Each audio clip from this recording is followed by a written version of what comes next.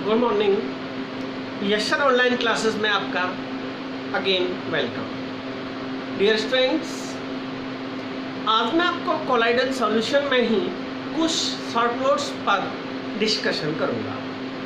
देखिए friends and students, short notes का अपना एक बहुत बड़ा महत्व है। अगर बच्चे को कहानी के रूप में बाय स्टोरीज आपको समझा दिए जाएं तो आपके बहुत जल्दी समझ में आ जाते हैं। तो बुक्स में सारा कुछ लिखा है, लेकिन इस बात का बहुत बड़ा इंपॉर्टेंस होता है कि समझाने वाला किस तरीके से समझाता है। तो मैं अब डिस्कशन कर रहा हूं बेटा रक्षण एवं रक्षी कोलाइड पर। रक्षण एवं रक्षी कोलाइड।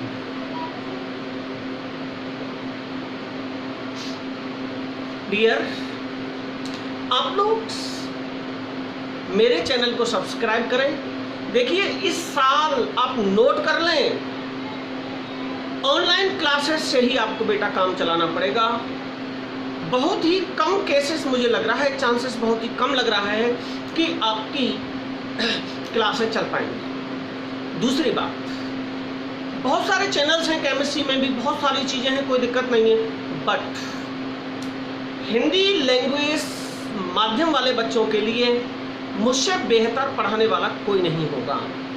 नंबर दूसरी बात बेटा ये है कि मैंने आपको अपने नंबर्स दे रखे हैं। आप और हम पर्सनली एक दूसरे को जानते हैं। आप कोई भी कभी भी किसी भी टाइम मुझे कॉल करके किसी भी क्वेश्चन पर डिस्कशन कर सकते हैं। अदर चैनल्स पर आप पढ़ तो सकते हैं, लेकिन आप उनसे डिस्कशन नहीं कर सकते।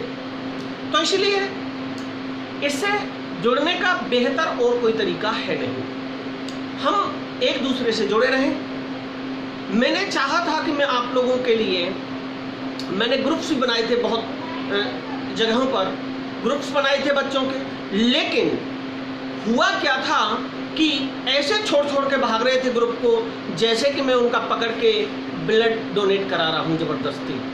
खैर, आप लोगों की इच्छा है जो आप करें, लेकिन एक टीचर होने के नाते मेरा बताना फर्ज है। अब सब्सक्राइब चैनल को करें या ना करें कोई दिक्कत नहीं है, शेयर तो कर सकते हो, आपके साथियों को ज़्यादा से ज़्यादा इसका लाभ मिले ऐसा तो कर सकते हो। कम से कम तुम्हारे भले के लिए कुछ तो कर सकते हो। जो भी ना करो, कुछ भी ना करो, मत करो, ठीक है ना। मेरी आदत है, मैं हमेशा स्पष्टवादी रहा हूँ, जो कहता हूँ कह देता हूँ, सही बात कहता हूँ। तो मैं आज मेरा टॉपिक होगा रक्षण एवं रक्षी कोलाइड। देखिए, मैंने आपको स्वयं संख्या में पढ़ाया था कि जब द्रव विरोधी कोलाइड में कोई भी विद्युत अपघट्य डाल दिया जाता है तो उसका स्कंदन होने लगता है। विद्युत अपघट्य की न्यूनतम मात्रा जो स्कंदन कराने के लिए आवश्यक होती है उसे पूर्णन मान कहते हैं। उसे पूर्णन मान कहते हैं। ओके, पूर्णन मान कहते हैं। इस स्कंदन को रोकने के लिए द्रविस्नेही सॉल्ट की मिली में न्यूनतम मात्रा जो मिलाई जाती है उसे कहते हैं स्वर्ण संख्या। ये एक दूसरे से रिलेटेड पॉइंट है। और जो द्रविस्नेही सॉल होता है जो स्कंदन को रोकता है उसे कहते हैं बेटा रक्षण, रक्षी कोलाइड, और इस क्रिया को कहते हैं रक्षण। अब मैं सारी चीजों को एक माला में पिरो के आपको समझाता हूँ। द्रवरोधी कोलाइडी विलयन में जब कोई विद्युत अपघट्य डाला जाता है तो स्कंदन प्रारंभ हो जाता है। विद्युत अपघट्य की न्यूनतम मात्रा जो स्कंदन कराने के लिए प्रयुक्त होती है उसे कहते हैं पूर्णन मान। जैसे NaCl का पूर्णन मान होता है 102, KCl का पूर्णन मान होता है 52, ये पूर्णन मान है। ओके, जो द्रविस्नेही सॉल मिला दिया जाता है तो इसका स्कंदन रुक जाता है। इसलिए याद रखना है, स्कंदन को रोकने के लिए द्रविस्नेही सॉल की जो मात्रा होती है, द्रविस्नेही सॉल जो होता है उसी को कहते हैं रक्षी कोलाइड। द्रविस्नेही सॉल को कहते हैं रक्षी कोलाइड। और इस प्रक्रिया को, स्कंदन रुकने की प्रक्रिया को कहते हैं बेटा रक्षण। ओके, ये होता है बेटा रक्षण। जैसे जिलेटिन और अब आपसे कोई पूछने लगे कि KCl के 50 मिली क्या,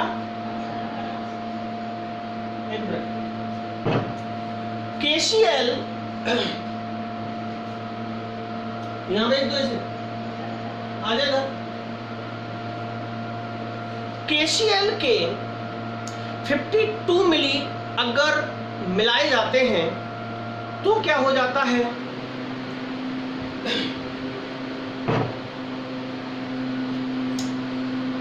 KCl के अगर 52 ml मिलाए जाते हैं तो उसका कोगुलेशन स्टार्ट हो जाता है, स्कंदन होने लगता है। ओके, इस स्कंदन को रोकने के लिए जो न्यूनतम मात्रा मिलाई जाती है उस मात्रा को कहते हैं स्वर्ण संख्या। ये गोल्ड सॉल्यूशन पे लागू होती है। और इस चीज को कहते हैं,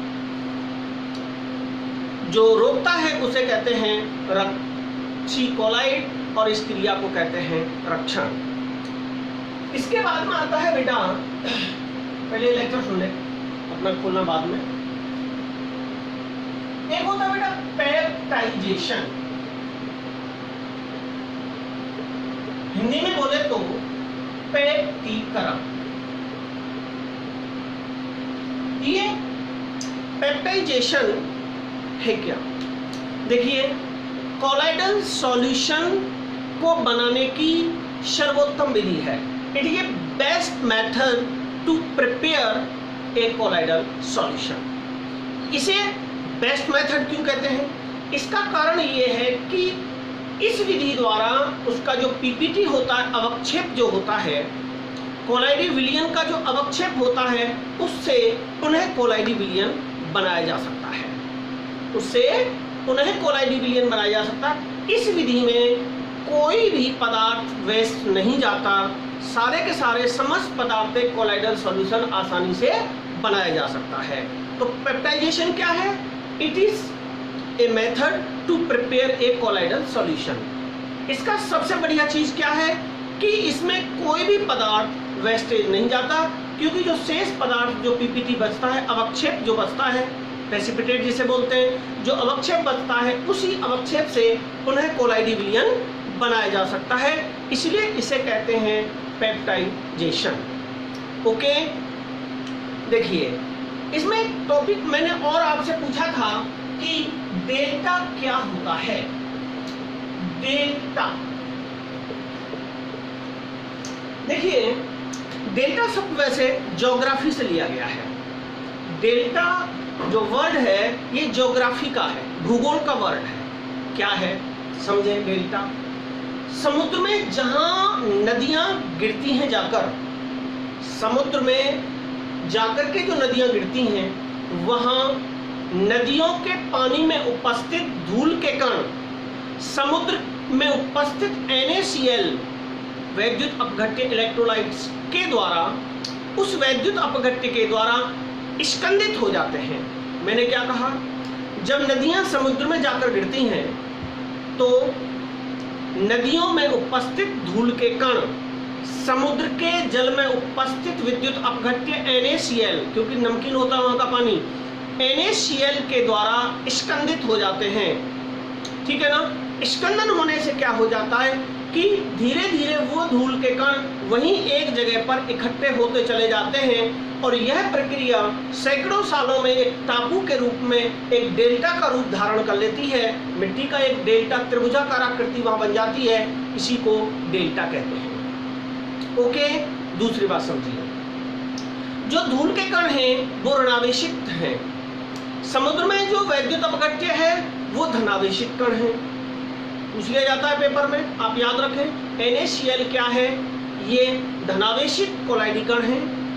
धूल के कण क्या है, ऋणावेशित कोलाइडल कण है।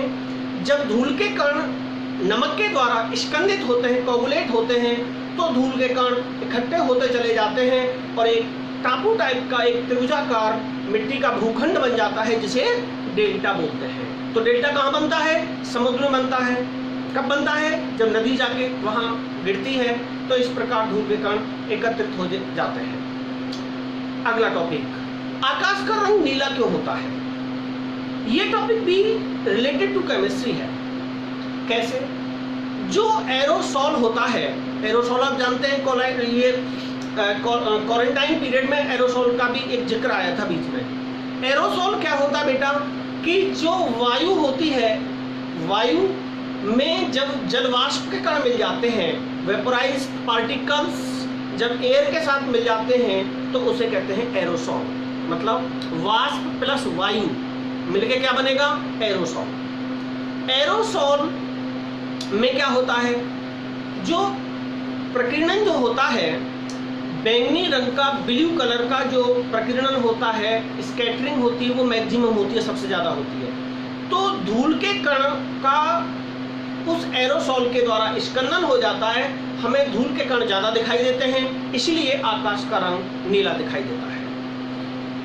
फिर मैंने एक क्वेश्चन आपसे किया था कि कोलाइडल सॉल्यूशंस के मेन यूजेस क्या हैं। तो दोस्तों, कोलाइडल सॉल्यूशन का मेन यूज चिकित्सा विज्ञान में भी होता है।